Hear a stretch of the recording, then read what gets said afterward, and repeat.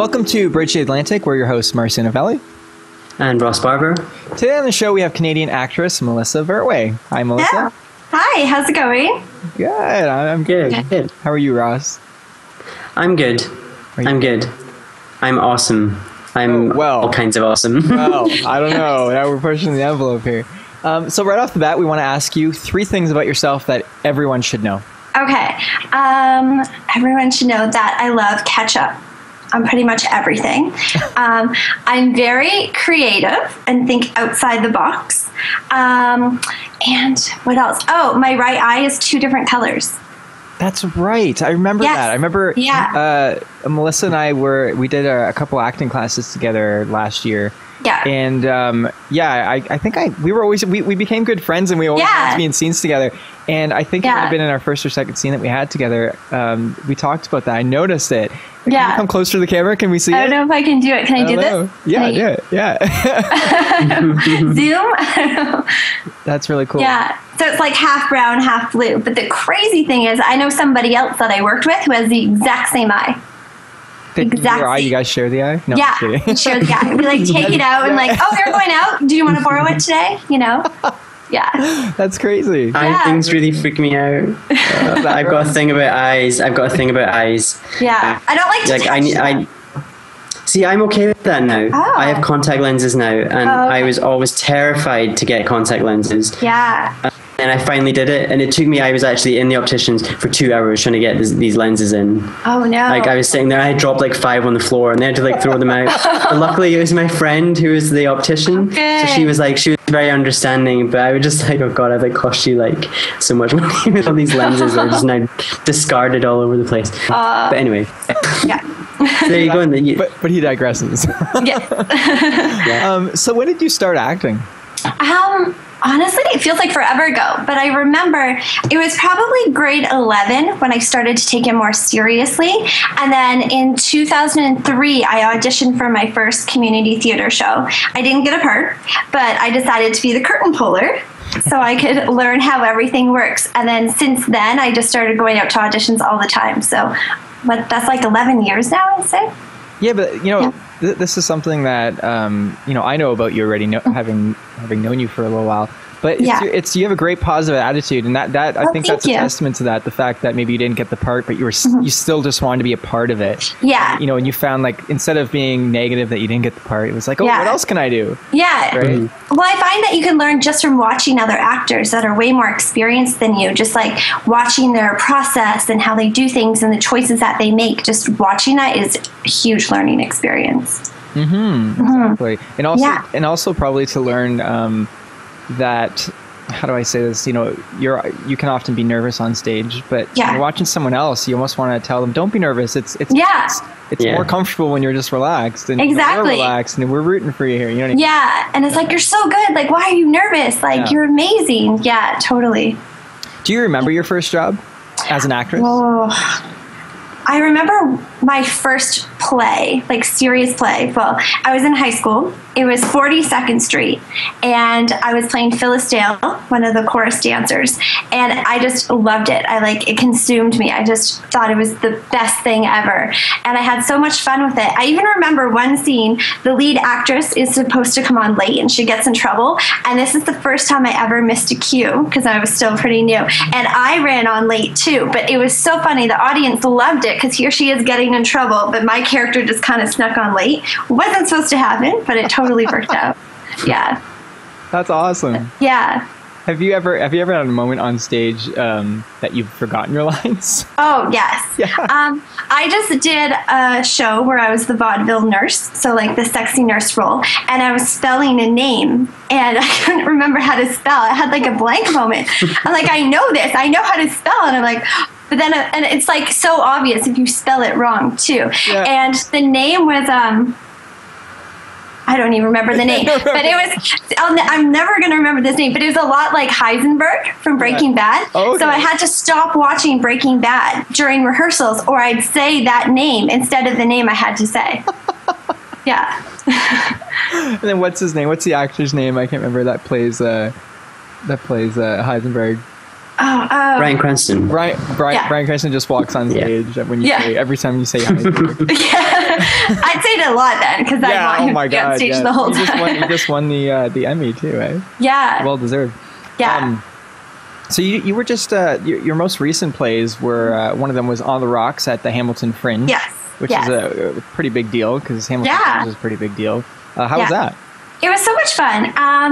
It was about supervillains. Right. So it was really cool. My friend actually wrote the play, and that's why I wanted to get involved, because he's so talented, and I thought it was a really great concept, because he was focusing on supervillains instead of superheroes and their daily lives and what they're going through and the decisions that they have to make.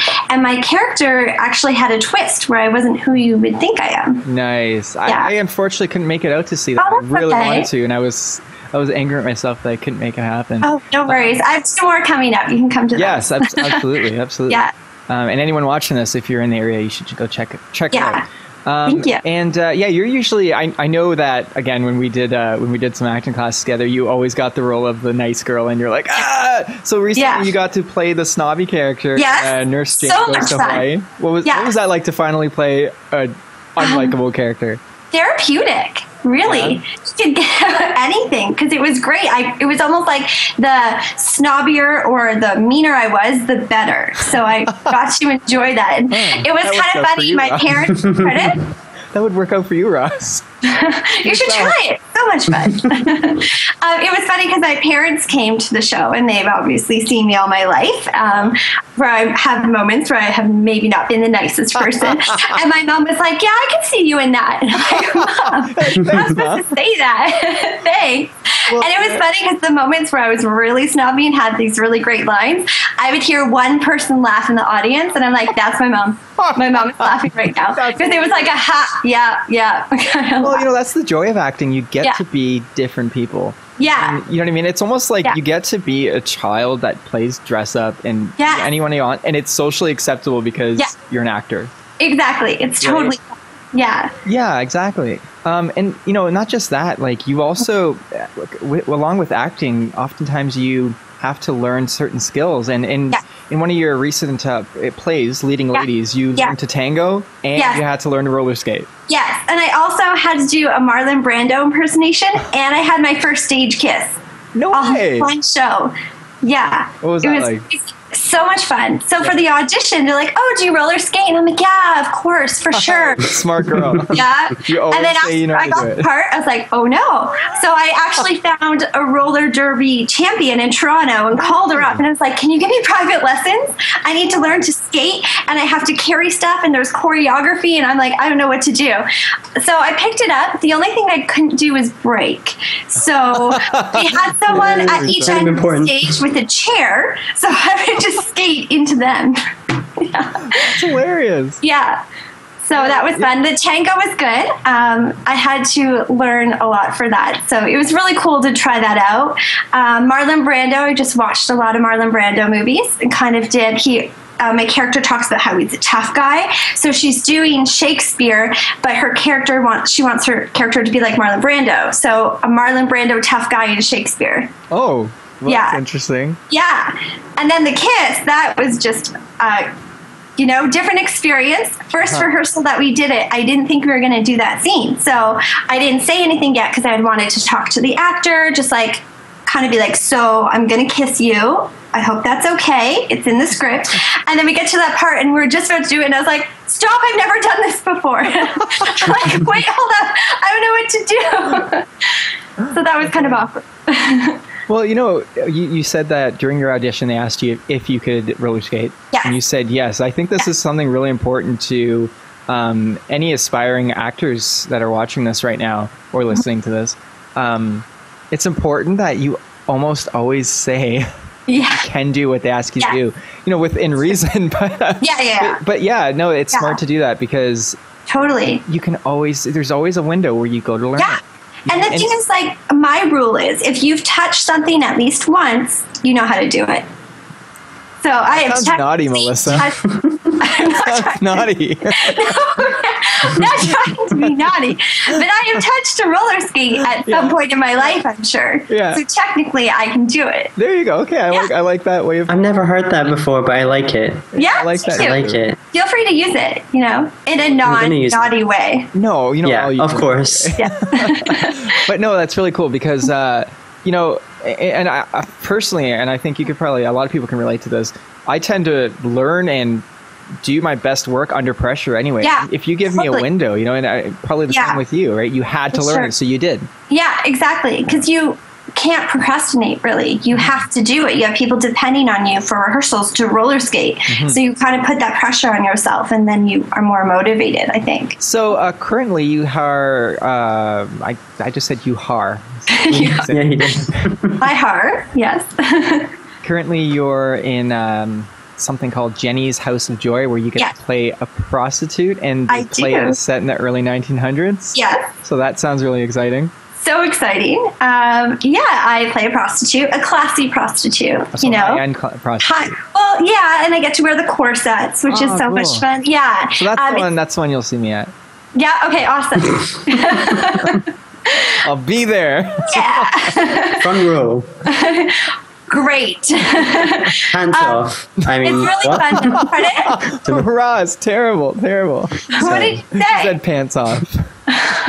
Well, he knows me too well. No, I'm kidding. I do. I really do. Keep it classy, Ross. Come on. Sorry, I forgot. It's okay. Sorry, Melissa. Okay, so please tell us about Jenny's House of Joy. So it's by Norm Foster. It's a comedy. It's about these prostitutes and different things happen. But my character in particular, she really wants to be a society lady of culture and sophistication. But being what she is, it's very difficult. So she has this high dream, and somebody comes into the picture who is from that lifestyle. So a lot of stuff happens. I don't want to give it away. Don't give it away. No. But my character, she's very, very sweet, very naive, almost in a sense. But she has big dreams, and I relate to that because I have big dreams. And people have said, oh, you're not going to make it, kind of thing. So I see it in her where she really wants to do something, and people don't see that could happen for her. Well, I've had pretty intense conversations about this, about how important it is to believe in yourself. For sure. Despite any naysayers. And, people have their own things. Like, even people who might care about you, and they're not meaning to bring you down. Yeah. But, unconsciously or subconsciously, they may have wanted to chase a dream that they didn't chase, and might inadvertently try to, discourage you from that. Or it could be because they want to make sure that you're not going to be, they want to make sure you're successful. But it's so important, to just follow your dreams and to think big and to dream big. Ross, you and I have had conversations about this too. How important it is to dream big, be realistic. But I hate the word realistic, actually. Yeah.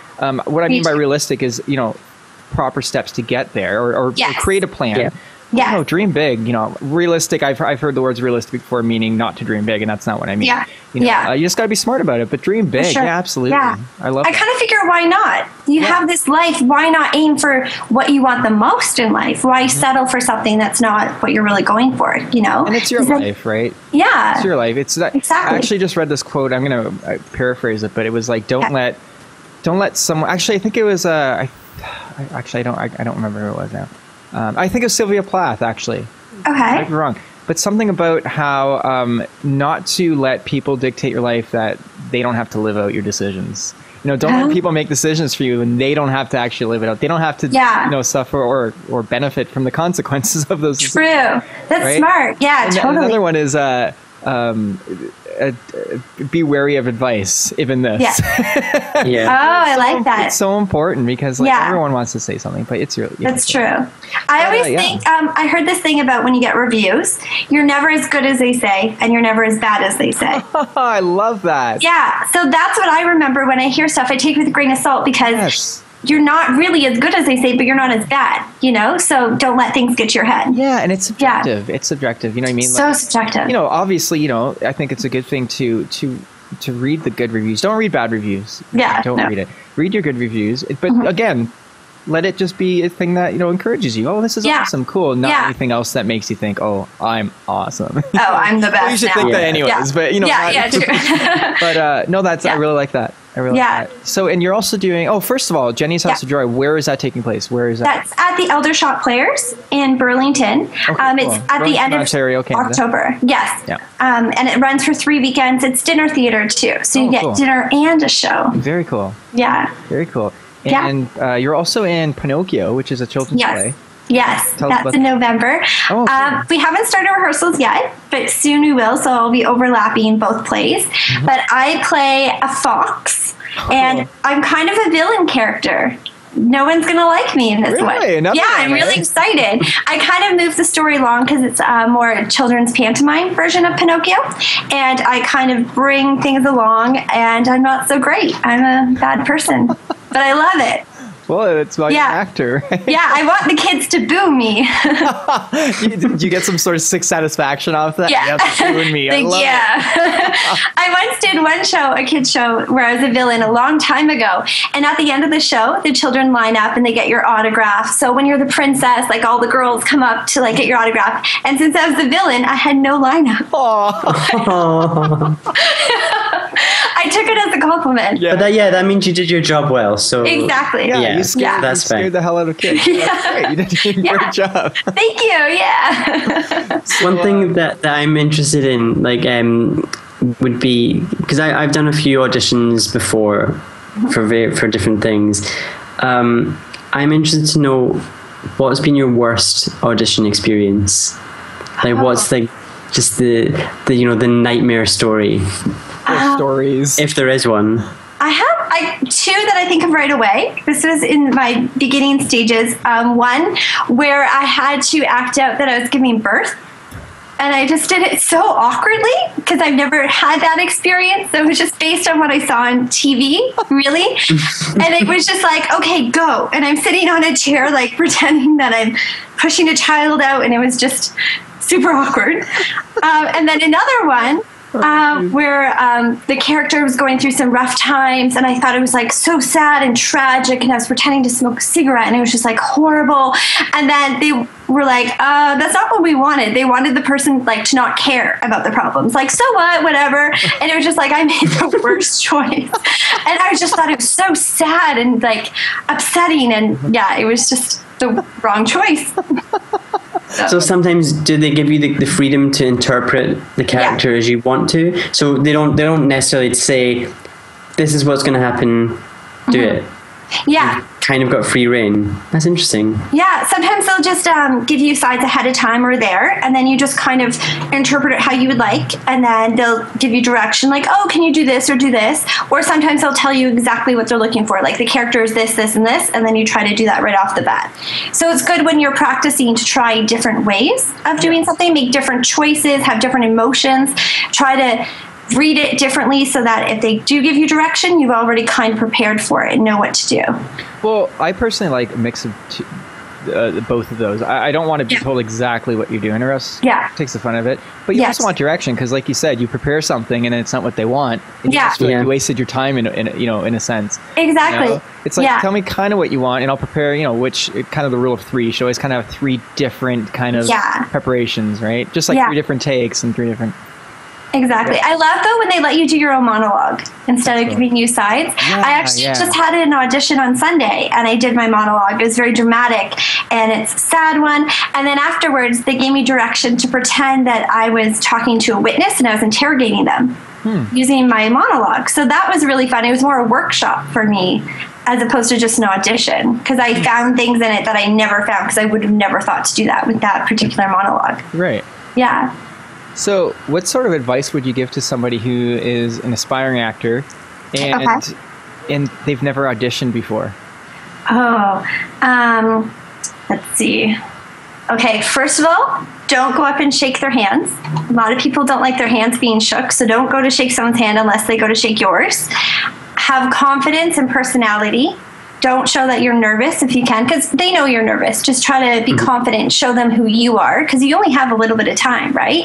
If you have to memorize lines, have them memorized.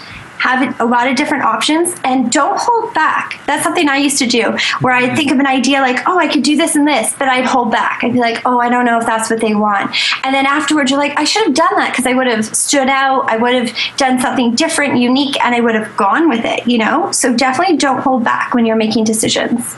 Well, that's really good advice. And, that applies to both theater and film, but especially theater is meant to be bigger, larger than life, right? Whereas film is a lot more, kind of natural, I guess.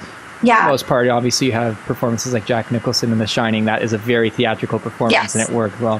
Yeah. But, no, that's great advice. That's really Thank good. you. And also the idea of don't play it safe always. Yeah.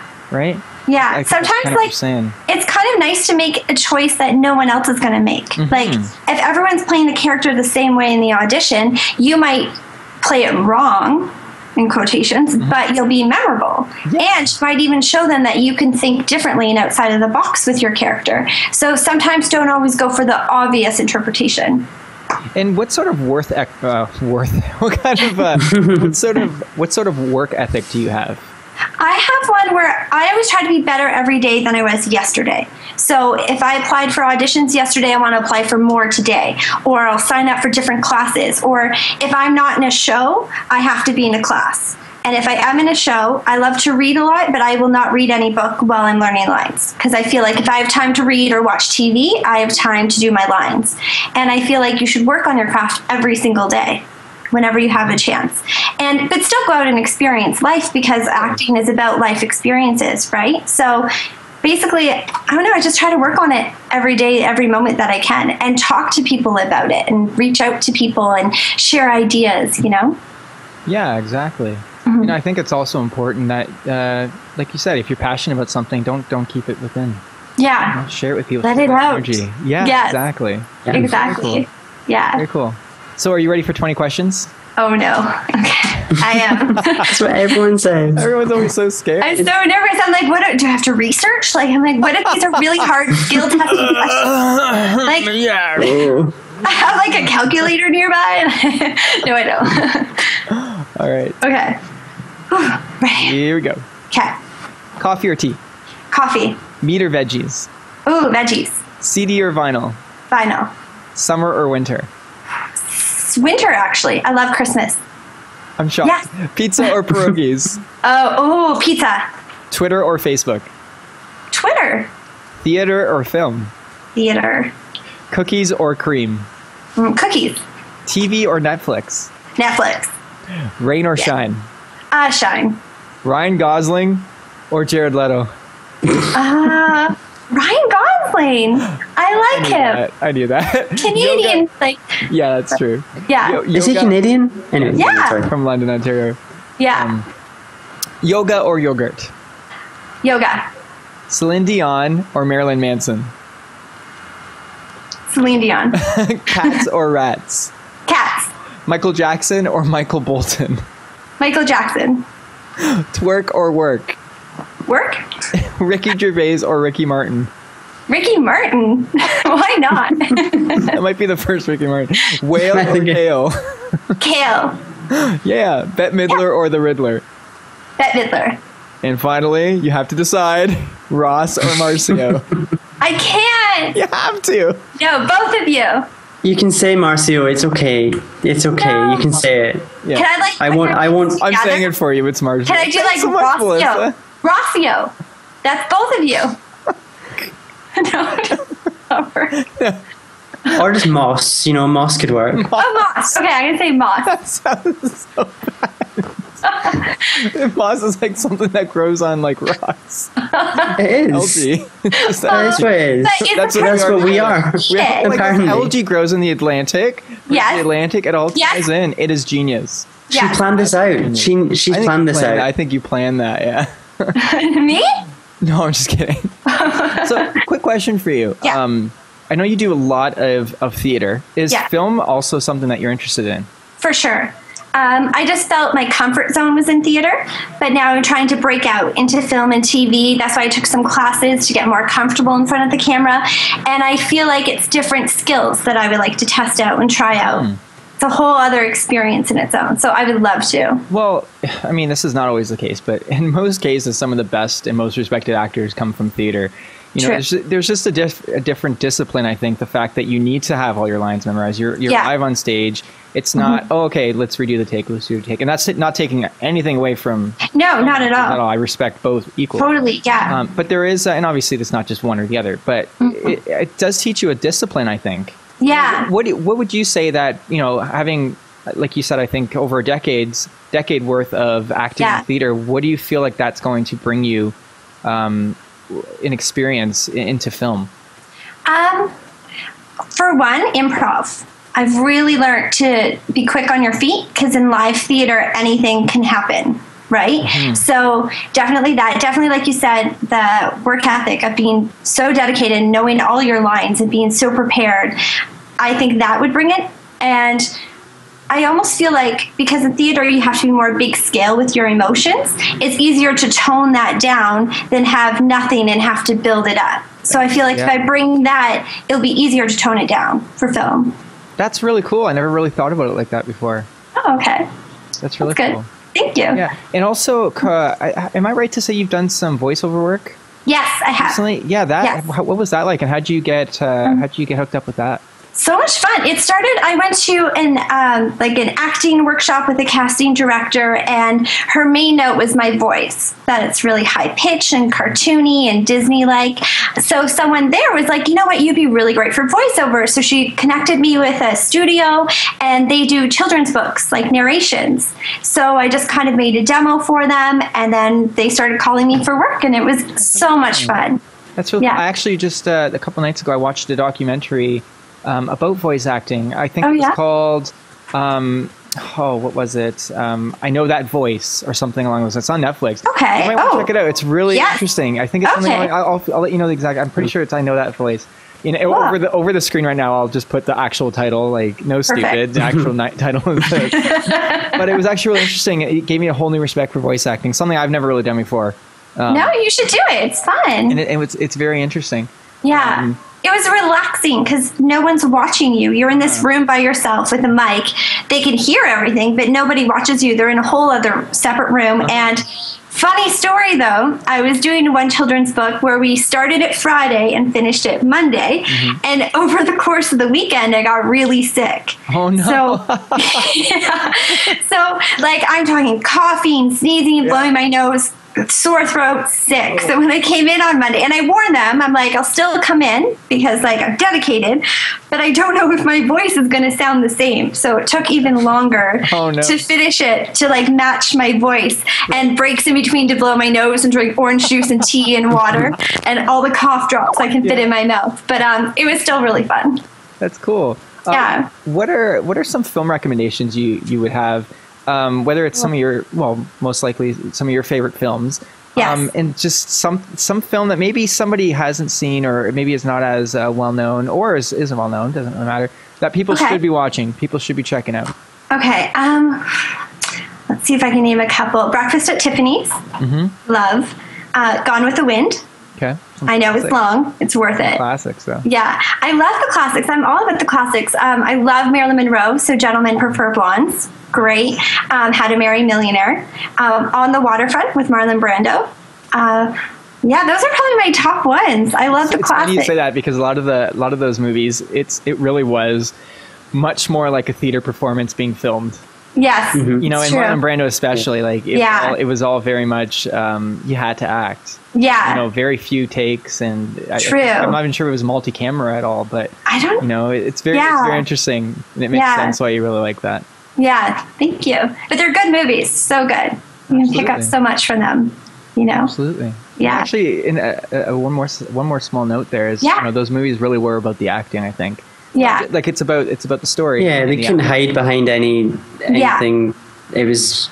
Yeah, I guess that works with what you said, it being similar to a theatre performance. Mm-hmm. There's not any like effects or anything you can hide behind. It's like, it is all about the performance, I think. Yeah. Crazy edits, right? Like. Yeah. True. Just cut to the other person you're talking to for like the whole thing of your monologue.